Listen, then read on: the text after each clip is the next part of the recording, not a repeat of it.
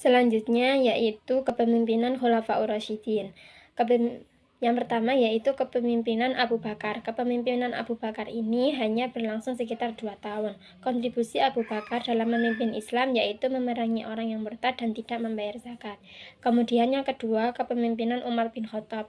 Kepemimpinan Umar berlangsung selama 10 tahun. Umar menata sistem pemerintahan dengan membentuk Baitul Mal, menetapkan kalender Hijriah, serta mengatur pembagian wilayah administratif. Umar juga memperluas wilayah Islam hingga ke Persia, Syam, dan Mesir. Kemudian kepemimpinan Utsman bin Affan. Kontribusi terbesar Utsman ialah menyeragamkan mushaf Al-Quran. Yang keempat yaitu kepemimpinan Ali bin Abi Thalib. Ali dikenal sebagai pemimpin yang berani, berilmu, dan sangat adil. Pembentukan sistem peradilan yang mandiri di mana hakim ditugaskan menegakkan hukum tanpa tekanan politik. Ia juga memperkuat sistem administrasi dan menegaskan pentingnya tanggung jawab sosial pemimpin terhadap rakyat. Pemerintahan Islam pada masa dinasti Umayyah I. Nah, berdirinya Bani Umayyah salah satu era paling penting dan kompleks dalam sejarah Islam.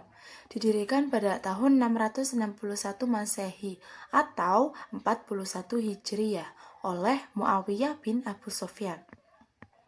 Nah, dinasti ini muncul setelah terbunuhnya Khalifah Ali bin Abi Thalib dan perjanjian damai yang menyerahkan kekuasaan kepada Muawiyah oleh putra Ali, yaitu Hasan.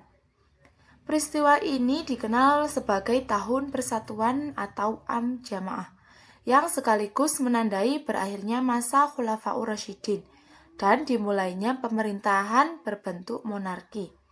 Nah, Muawiyah memindahkan pusat pemerintahan dari Madinah ke Damaskus, yang menjadi simbol dan pusat administrasi dinasti. Pola pemerintahan dan tantangan internal. Nah, pola pemerintahan dinasti Umayyah secara fundamental berbeda dari pendahulunya. Beralih dari sistem khalifah berbasis musyawarah yang egaliter menjadi sistem monarki herediter atau turun-temurun. Nah, Muawiyah ini memulai tradisi ini dengan mengangkat putranya yaitu Yazid sebagai calon penerus yang mengukuhkan kekuasaan berdasarkan garis keturunan. Nah, pemerintahan yang bersifat sangat sentralistik di mana khalifah memegang otoritas absolut atas urusan politik, agama, dan militer. Nah, untuk mengelola wilayah yang sangat luas ini, dinasti ini membangun birokrasi yang terorganisir dengan mengadopsi praktik dari Bizantium dan Persia, termasuk pembentukan dewan-dewan penting seperti Dewan Al-Kharaj, pengelolaan pajak, dan Dewan Al-Jun atau pengelolaan militer di tingkat provinsi. Kekuasaan dijalankan oleh gubernur yang ditunjuk langsung oleh khalifah, yang umumnya berasal dari kalangan Arab Umayyah. Nah, untuk menjaga loyalitas. Sumber pendapatan utamanya adalah pajak seperti jizyah dari non-muslim dan kharaj tanah. Namun, sistem ini syarat dengan ketegangan terutama akibat diskriminasi terhadap kaum mawali atau non-Arab Muslim yang merasa tidak mendapatkan perlakuan setara dengan orang Arab, yang kebijakan pajaknya itu berat, yang menjadi sumber ketidakpuasan sosial dan politik. Ekspansi wilayah yang luas. Dinasti Umayyah dikenal sebagai salah satu kekhalifahan dengan wilayah terluas dalam sejarah, dengan ekspansi yang cukup 3 benua.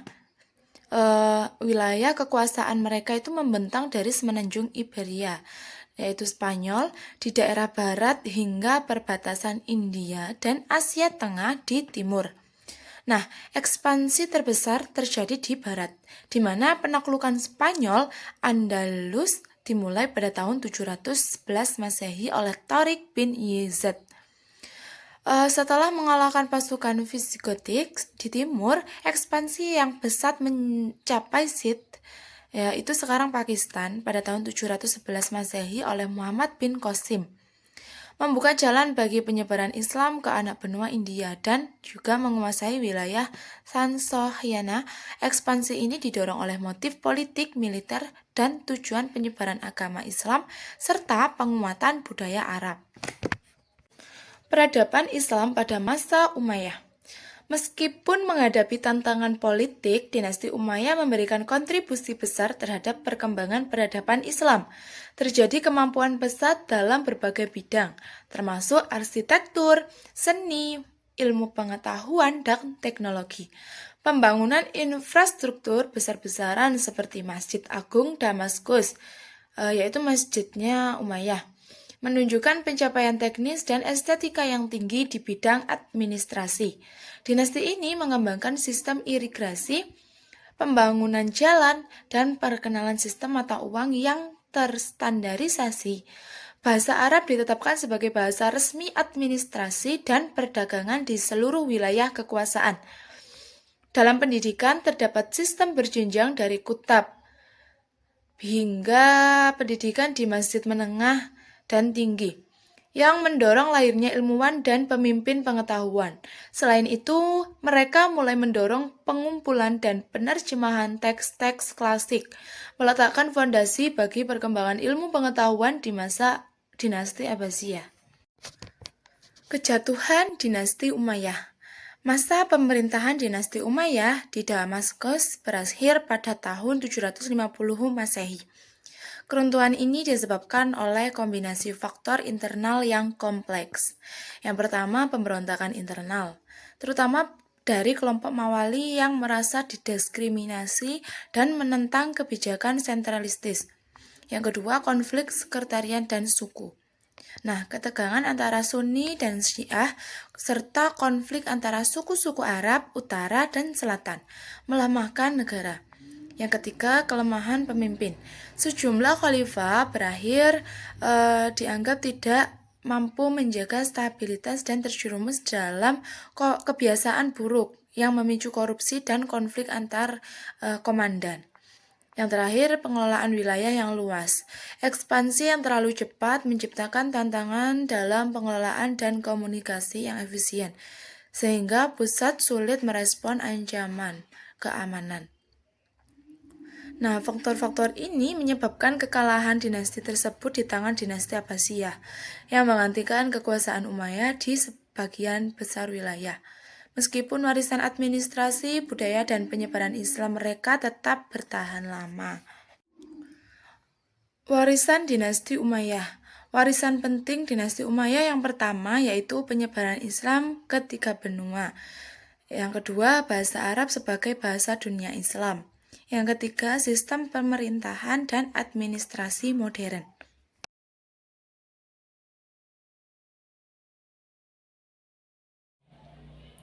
Yang terakhir yaitu penerapan nilai kepemimpinan Islam dalam pembelajaran di MISD.